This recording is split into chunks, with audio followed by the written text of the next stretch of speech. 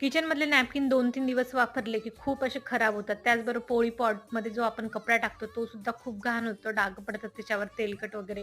त्याच्यासाठी काय करायचं, इथे गरम पाणी घ्यायचं कडक असं, त्याच्यामध्ये टाकायचं. आपण जो कोणताही निरमा पावडर वापरतो तो अर्धा चमचा किंवा 1 चमचा त्याच्यामध्ये टाकायचं विम लिक्विड आणि छान असं अर्धा 1 तासासाठी भिजू द्यायचं आणि बघू शकता तुम्ही किती घाण पाणी निघालेलं आहे. एकदम तेलकट किंवा धूळ वगैरे जे काही असेल ना, ते सगळं निघून जातं. हळदीचे डाग वगैरे राहतात ते सुद्धा निघून जातात. तर नक्की ट्राय करून बघा. दुसरं म्हणजे भांड्याचं रॅक.